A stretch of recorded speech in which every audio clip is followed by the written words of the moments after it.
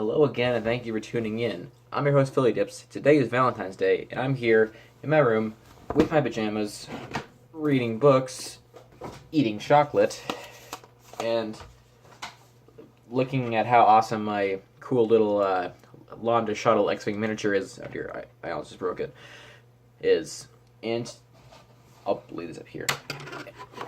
Today is a big day because we're doing another Tale from Table, and I haven't done one in about 4 years, and so that's why we're starting this up again. And we're going to start up by making a bit of a throwback to early in my D&D career, which, to be honest with you, is only about 4 years long, but still.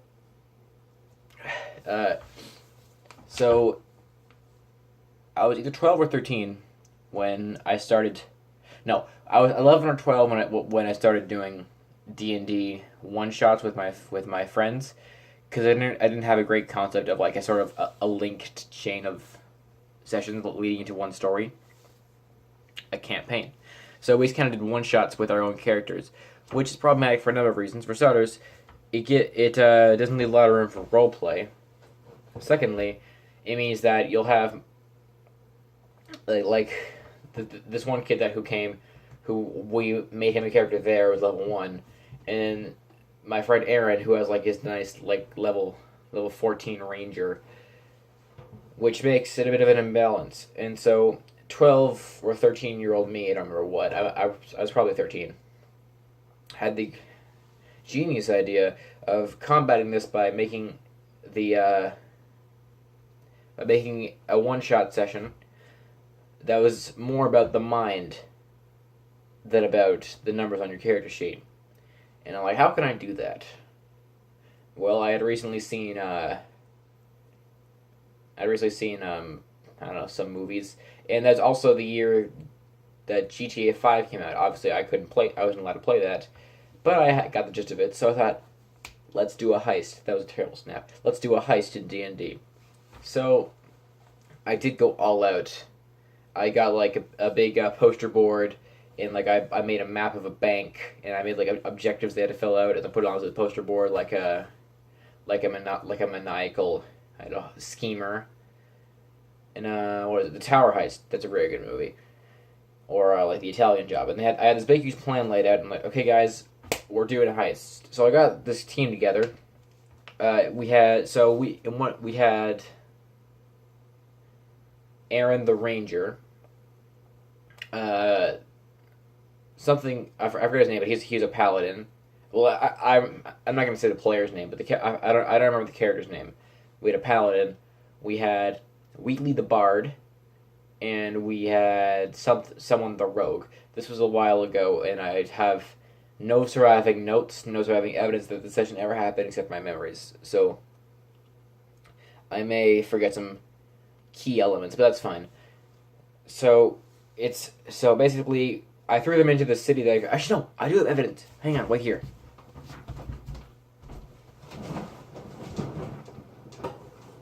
It's gotta be here somewhere. I know it's here somewhere.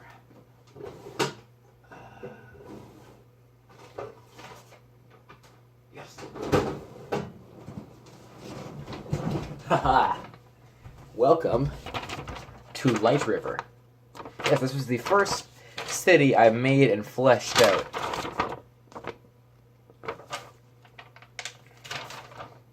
Wow. I completely forgot I had this, but I just remembered now. Yeah, we have Lightriver. There's a bank here. There's like the rural area here. There's some warehouses where their headquarters were, and there's like downtown, and there's like another bit here. Lightriver. And the party, in traditional one-shot D&D sense, just happens to be together, and they happen to wander into the city, and they happen to get affiliated with, or like they meet up with some people in a thieves guild, and they're planning a heist because, I don't know, it's a one-shot. We had 3 hours to put this together, and so of course the session's moving very slowly because there's a lot of rules confusion and just lack of focus, and all that nonsense. But basically, this thieves guild recruits them because they do, and they start planning this job. They are to rob the first bank of Lightriver and take thousands and hundreds of thousands of gold pieces. And they had quite a clever way of escaping with it. They're going to go in fast, take the money fast, put it onto a cart fast, and then ride it through a portal, like a dedicated portal, back to the headquarters. So there was no way for them to trace where they went. And there's obviously going to be a lot of setup in this. And their first job was to steal a cart from the market. So they do that. That was no biggie. The big task was to obtain a portal. Now those are, in 4th edition, and I think in 5th edition too, dedicated stone structures, like stargates, that they can open if the right spell is cast or the right prayer is uttered. Then they can open a portal to any location. And all you have to do is just concentrate on it, and you can go through it, and you can get there. Now, this particular portal was not any portal. It was a planar portal. So the portal could take them to another plane, which was interesting because that meant that they would end up in the Feywild, which is where their true base of operations was. Again, I was 12 or 13 when I wrote this. So they create this plan to break into the local wizard's house, who happens to have both a regular portal and a planar portal. They just tiptoe in when he was sleeping, take one portal, cast the spell, and then roll the planar portal through the other portal so they can bring it back to headquarters for it to be set up. Which obviously is no mean feat, because it's a big, huge stone thing. But they get it done. They go in, they tiptoe, they roll stealth checks, they get to the top, none of them are wizards, but one of them was a bard, so they managed to get the right spell going to open the portal, push it through, and then seal the portal up. The other thing was, what was it? Oh yeah, they had to get a crew together. Yes, this was totally silly, just a GTA heist. Oh my god. They had to get a crew together, and yes, I made little mini character sheets of crew members they could choose. They could have more. They could have more people who were profession mercenary or profession driver or profession, I don't know, those kinds of things. And of course, they all took their own percent of the cut of the heist. This is totally just it's totally just my desire to play GTA 5 when it first came out. And so they hired the crew. It's a lot of work to set up a heist, and there's a lot of initial investment, and everything had to go just right if they wanted to make enough money to actually turn a profit. So here's how it went down. They started by taking their wagon and parking it on the side of the bank, of the first bank of Lightriver. The bank was divided into sections.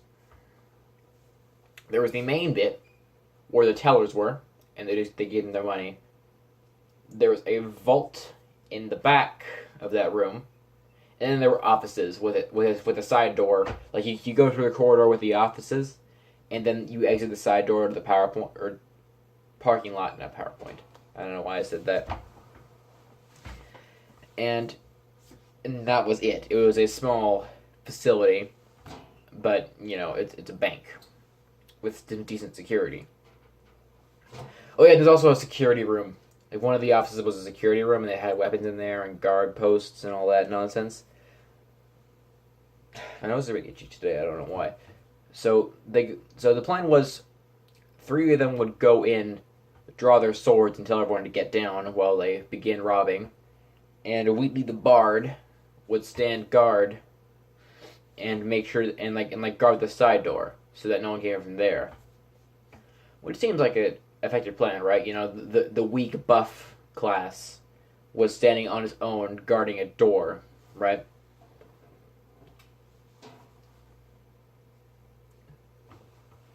Oh, the car went by. So they go in and they begin robbing the bank. You know, put down or drop your everyone get it down on the ground, and they go for the money. Now the rogue, being the rogue, decides to make a break for the money so he could maybe take more for himself. So he sneaks in and he gets into the vault. But when he gets in, there's a failsafe that they hadn't thought of. The door slams shut, and he's stuck in there, and they can't get the door back open again. So this is a new problem that's arose, and the watchman, the guard, and the militia have all kind of turned up, and they're heading toward the gate to organize themselves for an assault inside the bank. So this job's already gone wrong pretty much. They've locked themselves out of the money, and they have a huge armed force ready to take them out. And they send in a small team first, kind of payday style, to clear the area, get them to surrender. And so they have a bit of a skirmish. Meanwhile, the rogue is coming up with a new plan to get out of there. He thinks that he can, because all he has is like a dagger and like a hand crossbow. So he thinks that he can open the lock from the other side by like taking his knife and taking off the paneling so he can access the tumblers. And the second he does that, a toxin starts coming from not a toxin, like a sedative starts like seeping out from the wall, like a kind of thing, like in real banks, which is another problem that they hadn't foreseen. Fortunately, the tellers are still alive, so they threaten the tellers to open the vault door for them. At this point, more and more people are coming in, and we the Bard was forced to retreat and come back to the main area, and help the fight. And of course, Wheatley is of course a new player. I've talked about him. It's of course a new player, and they're trying to get it figured out. It's like trying to get it to use the spells properly and help the party. And they're kind of holding their own, but there are a ton of guys out there, and they will eventually kind of whittle them down if they keep fighting and keep pushing in. So Wheatley makes the daring plan to go outside and fight them there on their own turf. While he's doing that, the teller managed to cancel the failsafe and get in there on his own. They open the vault. So they start taking money while Wheatley's outside on his own, kind of just throwing. And but they get the money. They take. Obviously, the job's already gone pretty bad at this point, so there's not much left to do. They take the money. They get back out in the cart, and as they're driving, the planner portal is all set up and ready to go. And they go, and they're about to drive through when the portal shuts off for some non-apparent reason. And so, like, crap, I know what do we do. And the logical thing that they did was to just go across the bridge to the rural side of town. The bridge, you know, it's like a lum bridge. That's completely off topic. They go across the bridge and head back to headquarters. Unfortunately, they follow them, and they track them to that point, and there's a big fight, and the entire Thieves Guild is destroyed. But they managed to escape. So that's your sort of taste of what D&D used to be like before my first campaign, which was the Chronicles of the Queen's Gambit. So yeah, so the moral of the story here is that if you're going to put on a one-shot, make sure that you have a definite plan in that you kind of know that you have a balanced party of all roughly the same level. Why did I tell you this? Is because I need some more time to prepare for another installment of the Chronicles of the Queen's Gambit. So yeah, goodbye for now. Happy Valentine's Day, and I'll see you around. That was totally just a T that writer thing. Goodbye.